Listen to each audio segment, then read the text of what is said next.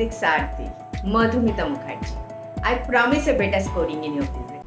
चलो अभी देखते हैं मेरा 12 नंबर क्वेश्चन 2006 का मेरा क्वेश्चन नंबर 12 बहुत ही इंटरेस्टिंग क्वेश्चन है. ठीक है. Two particle execute simple harmonic motion of same amplitude and frequency along the same straight line. If they pass one another when going in opposite direction, each time their displacement is half their amplitude. The phase difference between them is. आपका option है A option is pi by 3, B option is pi by 4, C option is pi by 6 and D option is 2 pi by 3. आप अगर trigonometry में बहुत अच्छे हो तो ये वाला क्वेश्चन का सॉल्यूशन बहुत आसान है, लेकिन मैं करूंगी फिजिक्स के पॉइंट ऑफ व्यू से. देख लेते हैं क्वेश्चन क्या बोल रहा है.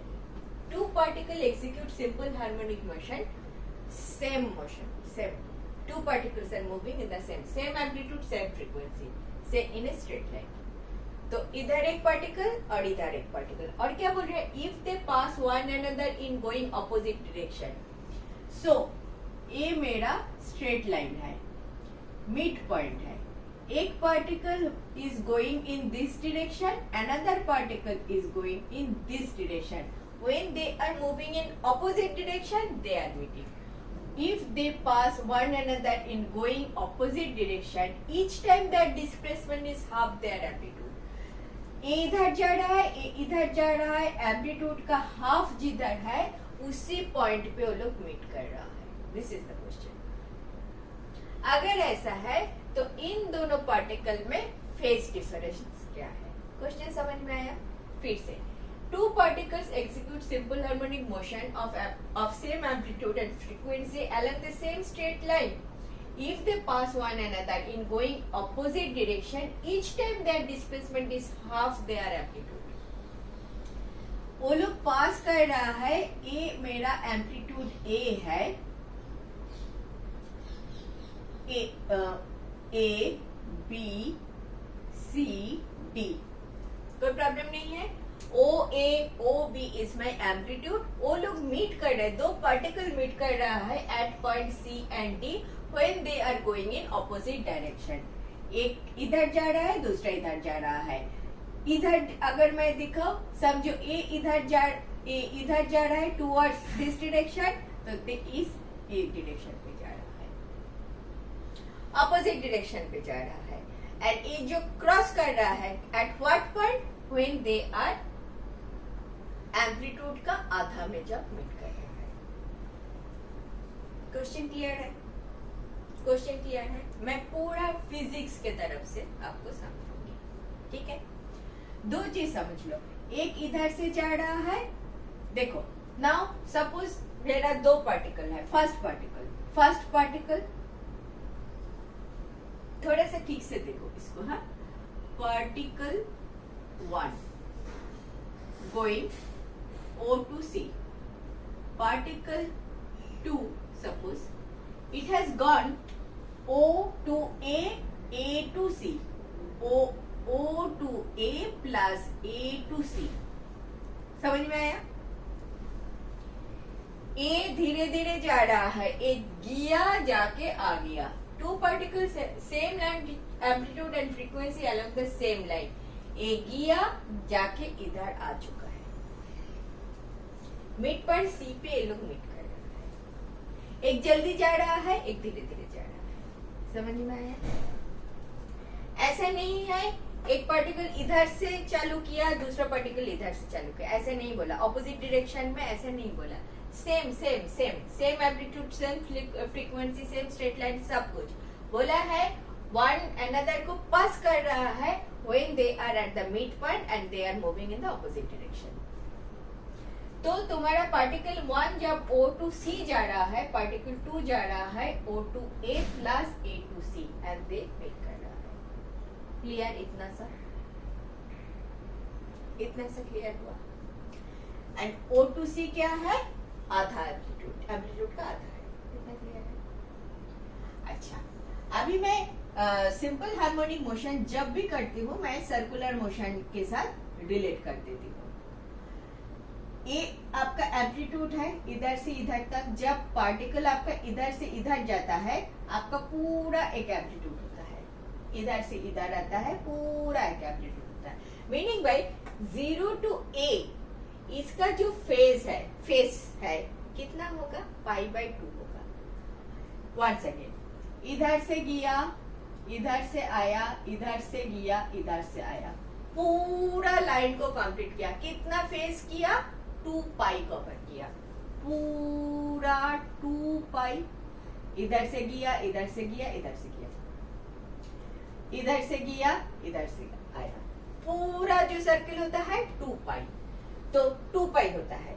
तो ये तो 1/4 ऑफ 2π ना, 1/4 ऑफ 2π। मैं अभी पार्टिकल 2 के बारे में बात कर रही हूँ, पार्टिकल 2 के बारे में बात कर रही हूँ मैं, ठीक है। क्यों कर रही हूँ, क्योंकि ये थोड़ा सा लंबा गया। पार्टिकल 2 में जब बात कर रही हूँ 0 to A जाने में उसको कितना फेज डिफरेंस आया, π/2 phase difference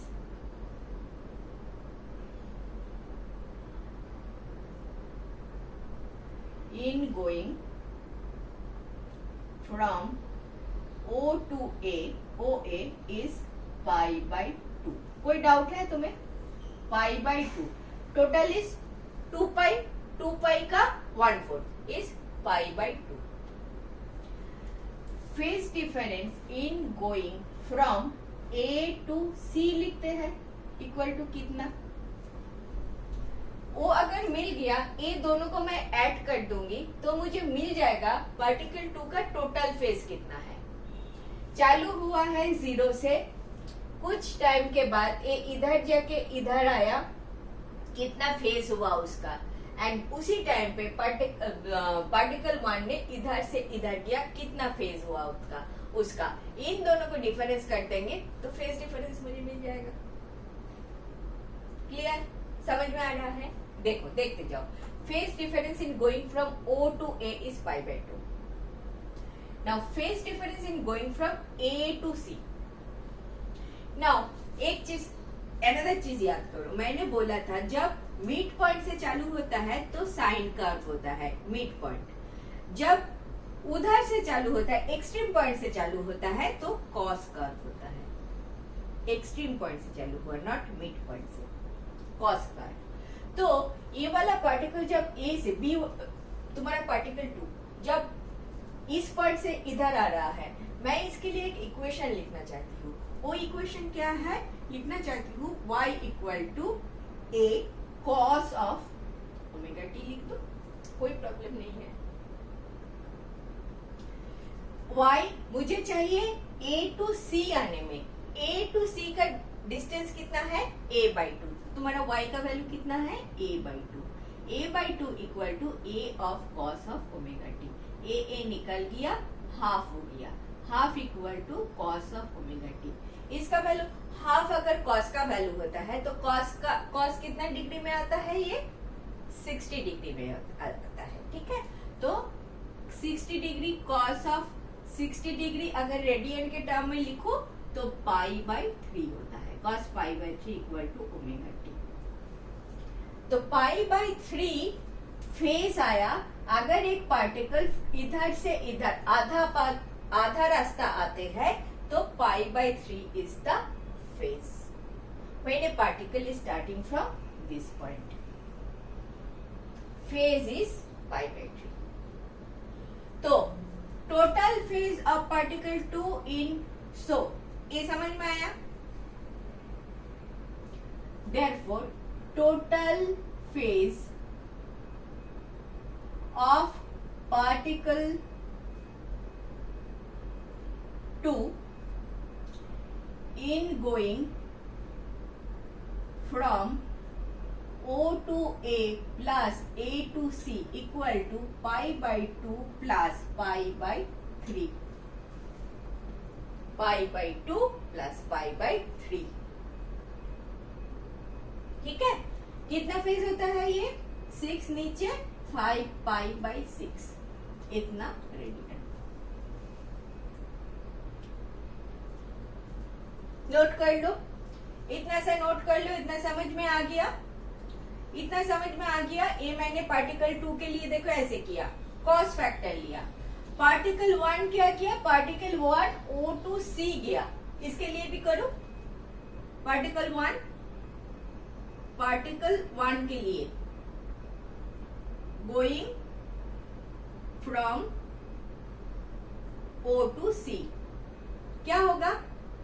again y equal to A sine of omega t. देखो मैंने क्यों इसको रब नहीं किया? दिखाने के लिए। इधर कॉस लिया, इधर मैं साइन ले रही हूँ। ए वाला केस में मैंने चालू किया ए से चालू हुआ है, इन दिस केस ओ से चालू हो रहा है। समझ में आ रहा है? तो y equal to A sine of a भी a/2 है। a/2 equal to A sine of omega t. A निकल गया, हाफ हो गया, half sine of omega t. अगर ऐसा है तो साइन का कितना है? 30 डिग्री। 30 डिग्री मतलब pi by 6। Sine of pi by 6 equal to sine of omega t. तो तुम्हारा फेज कितना हुआ for your particle 1? So phase incurred लिखो, फेज ऑब्टेन्ड लिखो, obtained by particle 1 equal to pi by 6. Correct? So phase difference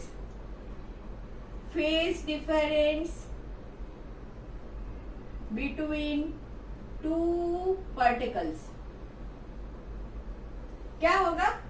pi by 6, इधर 5 pi by 6, 5 pi by 6 minus pi by 6 कितना हुआ?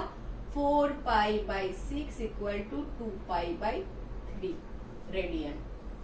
Option है 2 पाई बाई 3 होना ही चाहिए। लेकिन तुमको समझ में आया? ये वाला क्वेश्चन समझ में आया? क्या क्वेश्चन बोल रहा है? क्वेश्चन बोल रहा है एक particle is going from here to here, same time में second particle is going this and this, opposite direction में मीट कर रहा है, जो व्हेन इट इज a/2।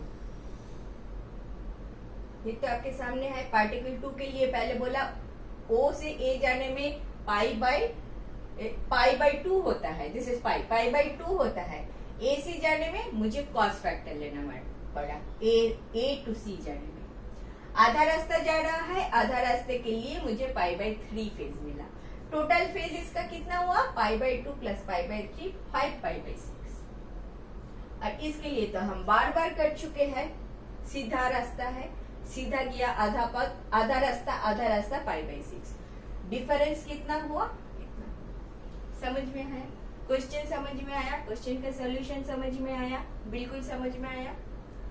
ठीक है ना? कर पाओगे ना? ए वाला तुम्हारा एक क्वेश्चन है 2006 में आया था, फिर से आ सकता है, प्रैक्टिस करना। ठीक है? नेक्स्ट देखें। Thank you for watching. Last 20 years of questions I have solved like this. If benefited, do watch.